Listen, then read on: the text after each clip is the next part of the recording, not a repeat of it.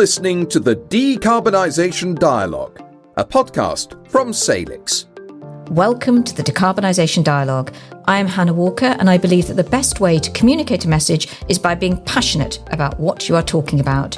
Today I have Chris Gilmour with me from Vectar Sets. Chris Gilmour is more commonly known as a British sculptor based in Manchester, known for his sculptures that use cardboard to create everyday objects in life-size scale.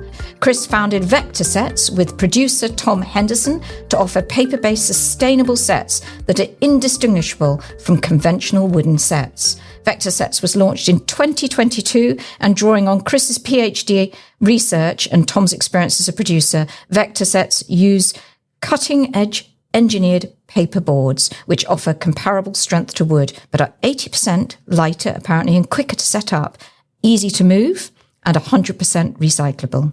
Over the last year, these sets have been successfully used in programmes for BBC, ITV, Channel 4, and more, as well as adverts. So I can't wait to start talking to Chris. Welcome to Chris. Hi, lovely to be here. Thank you. Big question, and it's a big question to start, but your inspiration as an artist and sculptor, and it'd be nice also to talk about your heroes, because I know Anish Kapoor, Andy Goldsworthy, Bill Woodrow, those kind of people mean something to you. But let's start with you. Talk about where this inspiration comes from. Well, I've always enjoyed making things, and then I studied art at school, and then I was actually thinking of becoming an illustrator, just because I'd never really come across sculpture, and then did a foundation course, tried sculpture, and absolutely loved it, and ended up doing a degree course in Bristol called Art in Social Context, which was a fine art course, but aimed at collaborative art and public art and socially engaged art. Through doing that, I ended up doing a lot of workshops and working with community groups and young people, which meant finding materials that were cheap, because there's never any funding, and easy to use, and ideally ecological. I mean, this was 30 odd years ago, so the green movement was a bit less developed than it is now.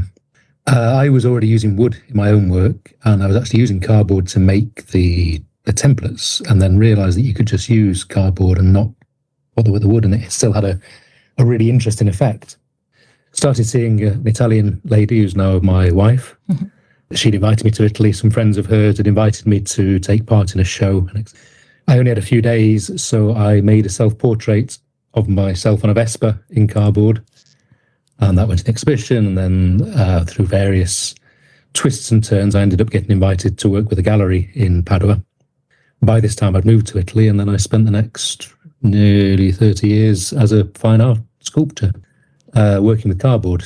It started from a kind of interest in the material, almost from its kind of tactile quality, that it was just a nice thing to work with. Mm-hmm.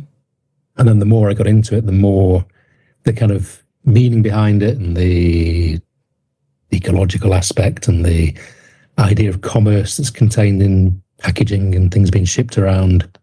So that's where the cardboard sculpture came from. Then it became a research going on over the years to find ways of doing things. You'd mentioned the wheelchair at the start. That was part of a series that included some bicycles. And it took about 3 years of research to work out how to make the spokes out of paper, how to make the chains on the bicycle, how to make them stand up.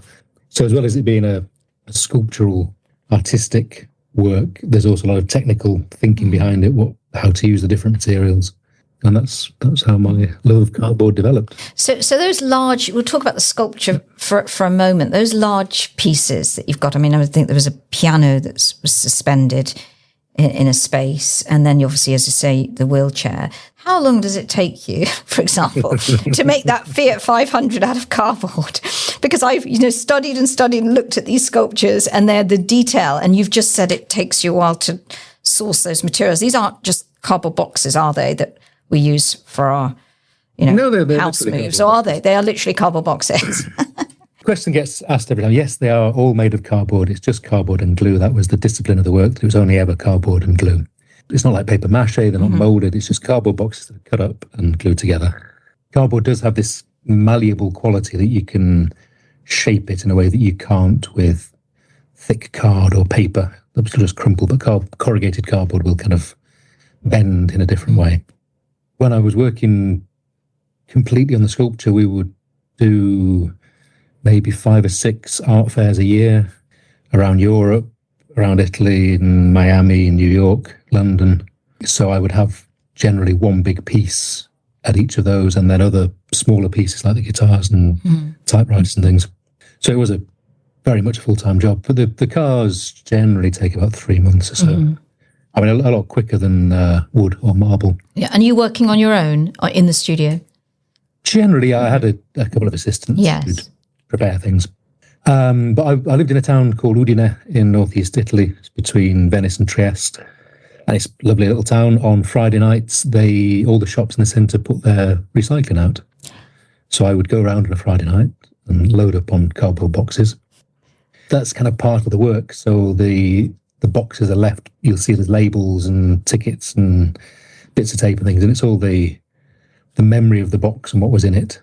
So sometimes there's little games being played, the thing that was in the box turning into the object that it's made of, and this kind of stuff. Okay. So it is that those materials are so discarded, aren't they? We don't think of them, and there's the cardboard boxes that you picked up from but there's also, of course, a lot of other kinds of packaging, isn't there, today? Did you ever making use of, like, when you go to the supermarket, for example? Today we talk a lot, don't we, about unnecessary packaging around the items that we buy. The first show that had the piano in, there was a second part of that show, which you don't really see so much in the photos, but they were little cathedrals made of packaging. So they were cornflake boxes and cigarette boxes. And one was made from a pack of Durex, which was, the image rights were bought by the Young Catholics of Germany, and they used it as an advertising campaign. But my thinking with that was, you've got so much money and energy and creativity invested in advertising to sell us things in a way that investment was in faith and creating beautiful things like in the past. Yeah, as you say, it's a material that's discarded, and you get these, you get your Amazon boxes, or you've got the packaging that you've taken things out of at home, and you've got to get rid of it and take the paper recycling down. It's a nuisance, and it's something that's present, but you don't really think about it. I was fascinated with the details of things. So I'd look into the extreme details of how the engine was on the car, or how the keys worked on the typewriter. I just like taking things apart and seeing how they work. But it created this reaction, which is amazing. I've always loved this. So there's a coffee pot, a mocha.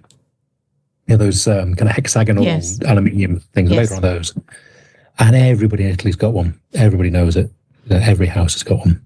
Used every day. But because it was made in cardboard, people would look at it, oh God, look, it's got the screw and it's got the little valve. Oh, look at the handle. And they were seeing something that they see every day in a new way. Yes. They were observing details that they would never, you don't pick up the teapot and go, oh, look, it's got a handle on it. But because it's translated into this other material, because there's this, it's almost like a drawing that highlights details, and it gives us a new eyes, doesn't it? A new way of looking, a new vision, a new way of looking at something that, as you say, is a normal household object. And certainly in terms of that packaging, it's making something beautiful out of something that we might otherwise kind of throw away. Just for a moment, you mentioned being socially engaged and being involved in workshops, and that was very much, I think, ingrained at art school, wasn't it? And that sense that you've got to be involved in the community or pay something back. Do you think that was ingrained very early on and has had an influence on the way you've set up Vectar Sets and now what you're doing? Because you've moved from creating these amazing sculptures that are beautiful items to still creating beautiful items, but they're being used on film sets. There's a lot of questions there, but if you could tell us a little bit about Vectar Sets and where that idea comes from, and does that take you back to that idea that we need to be, because, I mean, climate change is not new. We've been talking about sustainability, we've been talking about climate change for years. And even back then, it might not have been spoken about as much, but it certainly has been on the agenda. So if you could tell us a little bit about your thinking behind Vectar Sets and how that initial care and social responsibility is kind of built into that. So when I was a teenager, I was very passionate about people being involved in art. I think I felt there was a lot of elitism in galleries. I was in Manchester, we'd go down to London, you'd go around, the big name galleries, and it was always very frosty, and this is for, people that are like you. And I felt that creativity and imagination and making beautiful things should be for everyone. So I was really excited to do the course that I did at Bristol, because it was about that kind of engagement and letting people bring out their creativity and getting people involved and making things. And it It wasn't fine art. It didn't need to be perfect. It was about the process and about getting people involved. I don't think there was any particular ecological basis to it at the time using cardboard. It was free and it was easy to use, and you could use it with children, you could use it with disabled people, and you could use it with anyone. It's easy to get hold of. And I think also it's not a fancy material. I think if you'd gone in with fine art materials, with paints or with serious art stuff, then people aren't anxious about it. Whereas this is a cardboard box, you make a mistake right away, get a cardboard box. So it was that accessibility that interested me. Through the years, it's always been brought up, is it ecological art? You're recycling these things. I would always stop people and say it's not recycling, because recycling is where you take the paper and you turn it back to pulp and you make new paper and it's used for something else. This is an interruption. It's taking the material, reusing it, and it's transforming it into something else. It's not really recycling. So the ecological side of it is asking a question rather than being polemical. And I think that's where I find myself with the question of sustainability and with Vectar Sets. Vectar Sets kind of started during the lockdown. I had time on my hands. I'd been wanting to do a PhD for ages. I found a professor at Lancaster, Stuart Walker, who was excited about the things I was talking about, and he agreed to supervise the PhD, Started there during lockdown. I was originally looking at museums and how you might use cardboard in museums to, like I said with the mocker, to show things in a different way and give a different perception to the objects that were there. And there was a sustainability side to it. How I've done a lot of work with museums from the workshop side, and they're always concerned about sustainability. I think the Natural History Museum declared a climate emergency 6-7 years ago, and they were well ahead of the curve on that. By chance, at the end of the lockdown, I was invited to do an advert, to do the sets for an advert. And I'd done advertising stuff before, which was either explicitly cardboard. I'd done a Christmas campaign for the post office, which was made to look like cardboard boxes, or it was because it's quick and cheap. So I'd done some kind of London skylines in cardboard boxes. But this was the first time I'd done a whole set for an advert just out of paper. And it was kind of out of necessity, because it was hard to get wood at the end of the lockdown. There were no carpenters available. And this was just a quick and easy solution to get by. But as we were doing, one of the pieces that I'd made was a lift. And the day after, I was chatting with another art director. So, oh God, yeah, we just made a lift. What, a lift that goes up and down? What are you talking about? No, it's just the doors. It's basically the doors. Doors that slide. Oh, yeah, we did the same thing, the sliding doors, but it cost us £15,000. It took 5 guys to move it with a forklift, and it was used for a day, and then we scrapped it. Which really got me thinking about the amount of waste in film and TV. And this is part of the research of the PhD, is just the horrendous way these things are done. An advert, they'll build a set, takes 2 or 3 days to build it, and you've got MDF and wood and skirting board and plaster and window frames and carpet and all this kind of stuff. And then as soon as the shoot's finished, it's smashed up and it goes in the skip. And it's almost never recycled. And I've worked with people to try and recycle conventional sets. And it's really hard, because once they're painted and screwed together, you damage them taking them apart. They're very hard to reuse. And unless somebody wants exactly that thing that you've just made, they're never going to use it. And then you've got to store it. And it is a problem. And you also get lots of mixed materials. So there'll be polystyrene, expanded foam, and plastics and metal and wood and plywood and everything mixing together. And it's going to landfill. BAFTA's Wing of Albert, that does the sustainability stuff, done a lot of work on this. They've just brought out a new report, and they reckon it's a minimum of a ton for an advert of physical waste. And films can be hundreds, thousands of tons, which is going to landfill. Whilst the paper sets don't cover everything, just starting that conversation, asking that question, presenting a thing where you go, well, this scene that's going to be on screen for 8 seconds, I understand you need a set, but does it have to be made of MDF and plywood and timber and take days and involve real tiles stuck on? Or could we print the tiles and emboss them? Is there a way of doing it where you could use lighter materials, lighter in the sense of physically lighter, but also the ecological impact is lighter?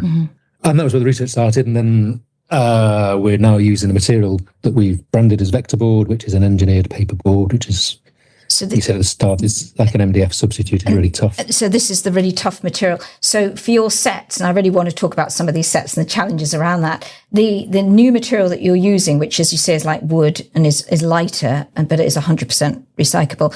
You're not collecting that from shops anymore on factories and street corners, are you? I mean, you're producing that, yes.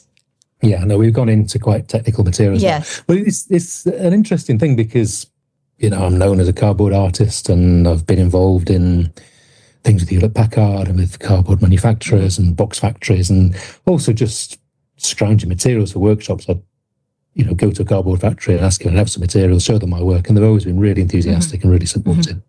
And this engineered board was around 20 years ago, maybe, but was really expensive and really hard to find. And now we've got a supplier that manufactures it, and it's amazing stuff. It's really strong. It's a reliable source, but it is quite a specific material. And so it's strong, it's an alternative, and it's obviously cheaper for the production crews and to use than, as you say, using all these other materials that are not sustainable and just going to go into landfill, etc. But what happens to your sets after they're done with them? Do they come back to you? What happens to that? It depends on what they want to do with it. We have a largish factory in Manchester. Just this year got our own printer and cutting machine so we can manufacture in-house. Previously we were working with other factories to make stuff. But we've always offered to recycle the sets. So we work with a charity in Manchester that recycles paper. So we'll take our stuff there to be recycled. The board we're using is, because it doesn't actually have people say, is it recycled board, which it has a small amount of recycled material, but it's mainly virgin fibre, which makes it very strong. Yes. But it also means it can be recycled up to 7 times. So it's a really high value fibre for recycling. But this charity is very happy to have it. We will either reuse them, so sometimes we'll repaint flats and make other things, or we give them to film schools, or we give them to charities. We try and find a home for them, and if they can't be rehomed, then we'll recycle them, and they go in the paper. Sometimes the production itself will deal with that, and it is always a cost for them to get skips in at the end of a production to get rid of it. So if it's recyclable, that brings their cost down a little bit because you put it in the paper recycling. And certainly small things we've done, they can literally be chopped up and put in with your paper waste. So it makes life a lot easier. And in terms of where they're going, your sets, are they now going all over the world, or was this primarily the UK? How far afield do your sets go? Mainly UK. We have done a lot abroad, but it depends. So we did the desks for the BBC for the Women's World Cup when it was in Australia. They were actually talking about making the desks here and then flying them out. And we felt, as a sustainable company, that was ridiculous. So we found a partner in Australia who we sent the designs, they made them up, delivered them. We've done that a few times. So I've worked with a factory in Barcelona, one in Berlin. We've sort of hijacked the technology that's used for point-of-sale displays and for packaging. So the machinery is being used for other things, and it needs a bit of tweaking, and we work with the factories that we collaborate with to get them to do the cutting, because they're making cardboard boxes. They need it very high spec, so we'll work with them to get the settings right and make sure the colours are printed correct and this kind of stuff. But we can use other factories abroad. So that's a real resource, isn't it? And also using, as you say, the technologies that already exist, but using it in a different way. Now, the sets, you've mentioned Women's World Cup, and I know you've worked on, many other sets. Is there, when you look at TV or when you go to the movies and you see those films, are there any sets that you would particularly love to create out of this material? We were invited to do a submarine set a while back, which was in Czech Republic. And we was kind of lined up a factory to do it there, and then there wasn't really enough time, and because of logistics, it didn't happen. But I think that'd be a really nice one for us, or a spaceship. But the stuff in Pinewood is spaceship related, let's say. It's quite a big space franchise. So it's sort of the holy trinity that, for me, I've been on Blue Peter. Yes. Worked on Star Wars. And I need to do Doctor Who now. So we've been speaking to Doctor Who, and hopefully they can. Fantastic! Oh, we'll be watching it. I mean, for the viewer, then I can retire. But for the normal, for someone sitting down to watch the small screen, the TV, would they notice? Do you expect people to notice, or hopefully not? I would say better hadn't, or else we've not done our job properly. Yes. Is there any particular set that you would say, or work that you would say, no, that is not possible, or you can't do, or it wouldn't do it justice, or for whatever reason? Yeah, absolutely. It doesn't do everything. And one of the issues we have is that there are big construction companies that make sets for film and TV. They use conventional materials. Things we have to fight against that when we start talking about paper sets or cardboard sets, you're always going to be wobbly, it's going to fall over, and it's going to look right. I think there was a great story. So we did an advert for JD Sports. It was a sports dressing room. They were filming down in London. We went down and set it up. And I'd come down to get some lunch. And as I was at the lunch queue, somebody was talking, it's a Dutch film crew, the director's here. He's not happy about these paper sets. Just want to use paper sets. And I could kind of hear this muttering in the background that something had gone wrong. Went up to see them. And they were in the studio. So is there a problem with the paper sets? Yeah, I'm not sure about this paper set. I don't think it's going to work. So, well, you're sitting on it. So, is this it? And they were actually in it. That is absolutely amazing. What a clever way to show off just how incredible a cardboard set can be.